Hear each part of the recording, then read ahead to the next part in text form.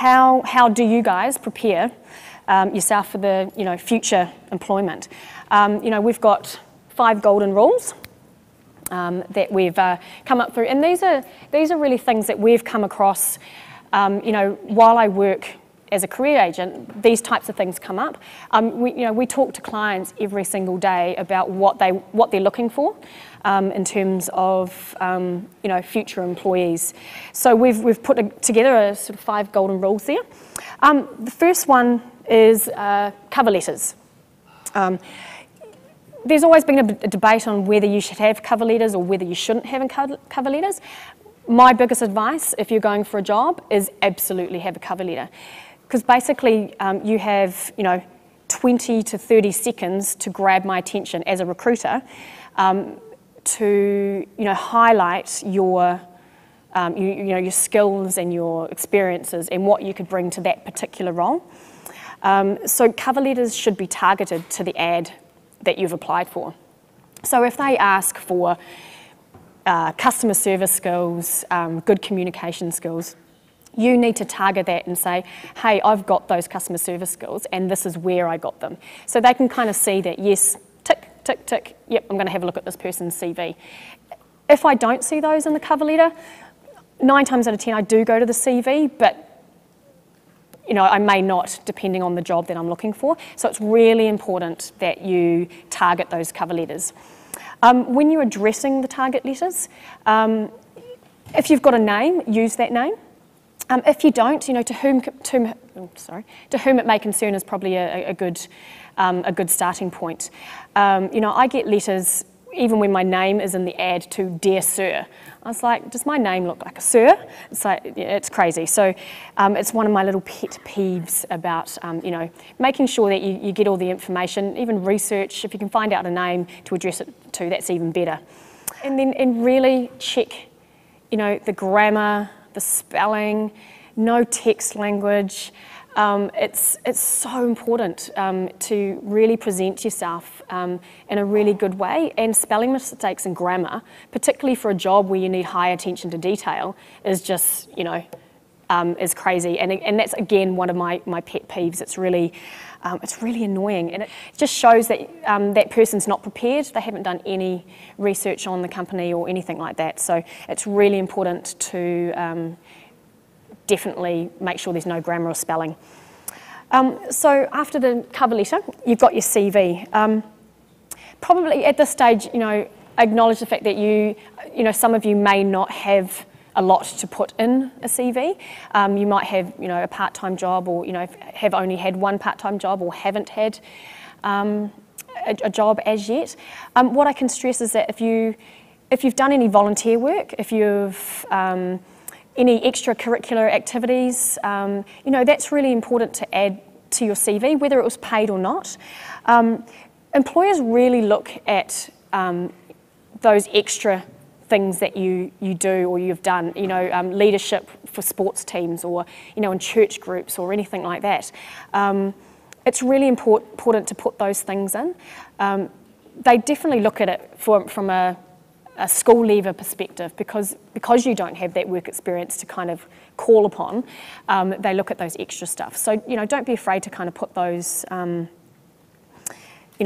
put those things on your CV. And volunteering is a great way to be exposed to different environments. Charity. There's a lot of charities out there that would love help. They don't have large pockets of money that they can shell out. So I think it's important that look at those ideas and consider those ideas, because it works both ways. You'll get a lot out of it, and you'll also get a lot out of it in terms of your CV as well. You need to add your skills and your attributes. As I mentioned, if you're involved in any leadership roles through school or church or sports or anything like that, those are really important. As Jane said, you guys, your technical ability is astounding. What you guys learn in school. So, use that to your advantage, because we are in a world where you're in competition with adults, particularly with the youth rate rising a little bit. You're in competition, and what will really set you apart is your technical ability. So you really need to highlight that, and anything else that's going to set you aside from anyone else that might be applying for the same job. We get thousands of CVs, hundreds a week for one job, particularly in that customer service or reception area. So you need to be able to stand out amongst all of those. Lastly, unless you guys are applying for New Zealand top model, no photos. I've seen some real doozies in the past. I've had people with, their wedding photos, with their dogs, with a glass of wine in their hand. I mean, great photos personally, but it's not gonna win you any jobs.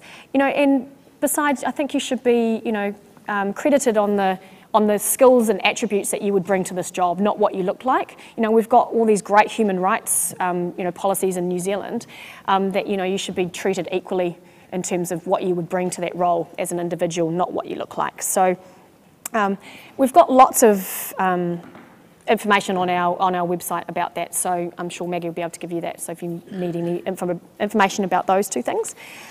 The next thing is referencing. Again, because you guys probably haven't had a huge work life, feel free to use character references, teachers, career counsellors, church, sports managers, that kind of thing. But the good thing to do is to let them know that you're actually using them as a referee. There's nothing worse for me as a recruiter ringing someone and they have no idea that I'm ringing, and they're not prepared, and we don't get a real sense of what you've been doing and a sense of your character.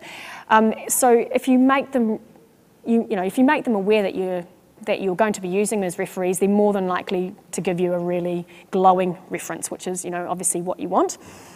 And keep in contact with them. It's just a courtesy thing. Let them know what you're doing, and how you're going, and it's just kind of keeping them in the loop. So when they are phoned, they'll give you a really good reference. So yeah, keep in contact. Next thing is social media. I mean, there's been so much on the news lately about this. We live in a world of technology, and social media has been one of the most significant changes over even the shortest period of time. With the likes of Twitter, Bebo, Facebook, YouTube, you need to be aware that when you put something out there, it's there forever. Whatever you get up to in the weekend, shouldn't affect what you do at school, but it's out there for everybody to see. So you need to bear in mind that even though you're at the age that you are, when you put something out there, down the track in your career path, when you're a lot older, it could come back to haunt you.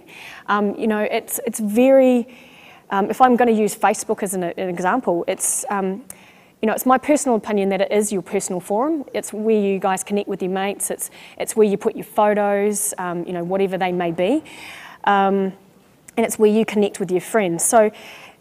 But what's happening at the moment, it's become really common for future employees or employers to look up your Facebook profiles.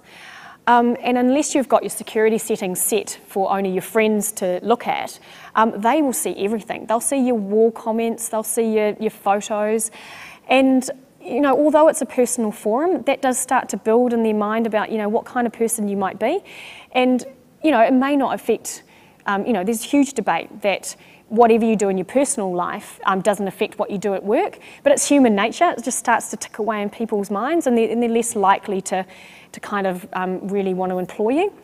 So, when you're looking for work, it's really important that you present yourself in a professional way. Even now, the likes of jobs that you potentially might be going for, customer service jobs, at Glassons or, some of the clothing stores or Vodafone stores and things like that, you still need to present yourself in a professional manner. So, and that comes down to email addresses, profile photos on your Facebook or Bebo or, anything like that. So when you are actively looking for a job, you need to keep those things in mind. Have separate email accounts. Coming out of the States at the moment, people are tending to have 2 Facebook pages, one with a professional profile and one with a personal profile. Because what's happening at the moment is that employers, even with work choice, they're moving into that, the social media space to find people to employ. So, large organisations, Vodafone's, fashion stores, and work, things like work choice, they're utilising Facebook.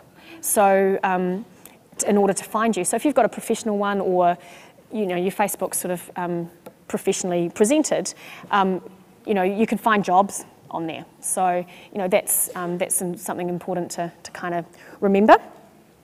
And I guess as I finish off, it's and I think if you've seen the theme, and particularly with my career pathway, it's really good to keep an open mind. It's something that I've really learnt.